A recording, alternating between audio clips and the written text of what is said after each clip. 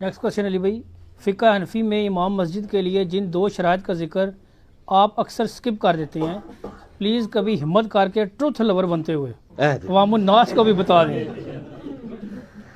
Truth lower ہے، truth lower میں اس لیے نہیں ہوں کہ میں ان کی بیہودہ باتیں بتاؤں، ٹروتھ لور میں اس لیے ہوں کہ میں آپ کو کتاب و سنت کا جو ٹروتھ ہے وہ ریویل کروں۔ وہ ایک مکی صاحب بیٹھے ہوئے ہیں حرم مکہ میں، ان سے پوچھیں، وہ ایکسپرٹ ہیں، وہ اس سے زیادہ انٹینسٹی کی باتیں کر لیتے ہیں۔ ہاں جی، تو جو عورتوں کی کر رہا ہے وہ مردوں کی بھی کر لے گا۔ عورتوں کی ایک مرد کے لیے بات کرنا مشکل ہوتی ہے نا، تو مرد کے لیے بھی کر لے گا وہ بات۔ تو ان سے جا کے پوچھیں۔ ہم آپ کو مسلم شریف میں بتا دیتے ہیں کہ 4 شرائط ہیں۔ نبی علیہ السلام فرمایا کہ امام اس کو بناؤ جو سب سے زیادہ کتاب اللہ کا علم جانتا ہو، کتاب اللہ میں برابر ہو تو سنت کا علم، سنت میں بھی برابر ہوں، پھر دیکھو ہجرت کس نے پہلے کی ہے، یعنی دین میں سینئر کون ہے، اس میں بھی برابر ہوں، تو پھر دیکھو عمر میں کون زیادہ ہے۔ عمر کا نمبر آخری ہے۔ پہلی چیز کتاب اللہ اور سنت کا علم ہے۔ علم میں یعنی کتاب اللہ کو پروناؤنس بھی کرنا اور اس کا علم بھی، لیکن یہ شرط امامت کی اس حوالے سے نہیں ہے کہ جس کے پاس علم کم ہے تو وہ شخص زیادہ علم والے کا امام نہیں ہو سکتا، نہیں، یہ پریفریبل ہے۔ ورنہ تو میں نے بتایا مسلم شریف میں حدیث ہے عبد الرحمن بن عوف کے پیچھے نبی علیہ السلام نے نماز پڑھی تھی، تو اصول اگر نماز نہ ہوتی تو وہ نہ پڑھتے۔ ٹھیک ہے، مدنی لطیفہ 30 دسمبر 2019 کو جب غامدی صاحب کو ملنے گئے نا، تو نماز ظہرین کا وقت آیا، ظہر اثر نے جمع کی، میں پیچھے ہی کھڑا تھا، وہ انتظار کر رہے تھے۔ میں نے کہا جی شیخ صاحب آپ نے نماز پڑھانی ہے، میں آپ کے پیچھے پڑھوں گا، تو میری آپ کے پیچھے نماز ہو جائے گی۔ ان کا آپ کی تو میرے پیچھے ہو جائے گی، میری آپ کے آگے نہیں ہوگی۔ یہ ان کی عاجزی تھی۔ ظاہر ہے کہ وہ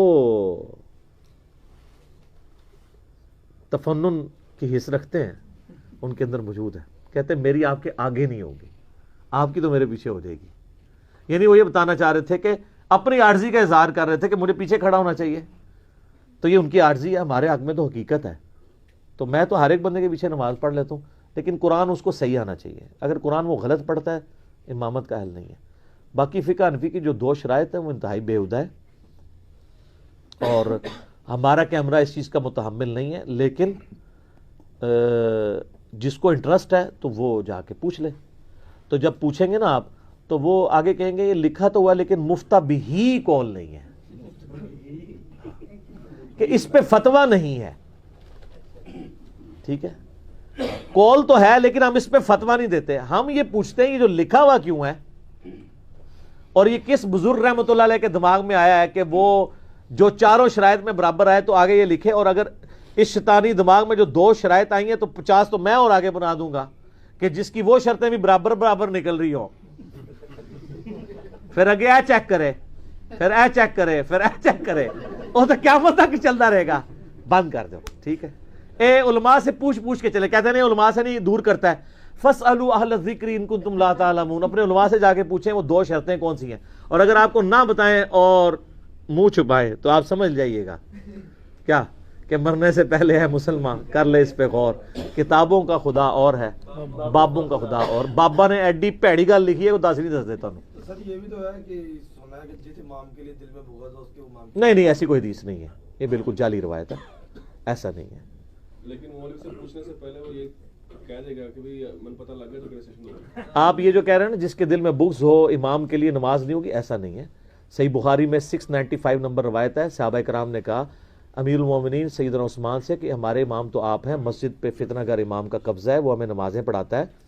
تو بغض ہی تھا نا اس کے لیے کہ حضرت عثمان کا مخالف ہے، تو آپ نے فرمایا نماز مسلمانوں میں نیکی کا کام ہے، نیکی کے کاموں میں ان کا ساتھ دو، برائی میں ان سے الگ رہو۔ تو بغض والے امام کے پیچھے بھی نماز ہو جائے گی جبکہ نماز وہ ٹھیک پڑھا رہا ہو۔ نماز ٹھیک پڑھانا یہ نہیں ہے کہ مطلب وہ فرائض صحیح ادا کر رہا ہو، اگر فرائض ادا نہیں کر رہا تو اس کی غلطی کا وبال اس پہ ہوگا۔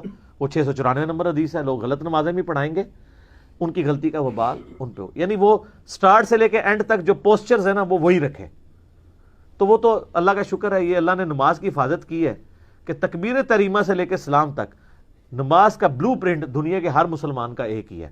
سب 4 رکعت والی نماز میں پہلے قیام کرتے ہیں، ہر رکعت میں 1 رکوع اور رکوع کے بعد کھڑا ہونا، اور ہر رکعت میں 2 سجدے، 2 رکعتوں کے بعد بیٹھنا، اور چوتھی رکعت میں بیٹھ کے سلام پھیرنا، یہ سب کا کامن ہے۔ اگر یہ نہ ہو سکتا تو آپ ایک دوسرے کے پیچھے نماز نہ پڑھ پاتے۔ آپ چاہے ارسال الیدین کریں یا وضع الیدین کریں، ہر معاملے میں آپ امام کی پیروی کر سکتے ہیں، ٹھیک، آپ سنت کے مطابق پڑھیں، اس کی غلطی کا بعد اس پہ ہوگا۔ جی اس میں یہ الفاظ ہے، اس پہ امام بخاری نے باب باندھا ہے بدعتی کے پیچھے نماز پڑھنے کا حکم، تو امام بخاری نے نظر نکالا ہے کہ خلیفہ راشد نے ہمیں حکم دیا کہ بدعتی کے پیچھے بھی نماز پڑھ لیں، جس کو آپ کافر نہیں کہتے اس کے پیچھے نماز ہونے گی۔ یعنی اگر آپ مجھے کہ قادیانیوں کے پیچھے یا نصیریہ کے پیچھے تو نماز نہیں ہوگی، ہم ظاہر ان کو کافر سمجھتے ہیں، جن کو ہم کافر نہیں کہہ رہے مسلمان سمجھ رہے ہیں، نماز ہو جائے گی، ٹھیک ہوگا۔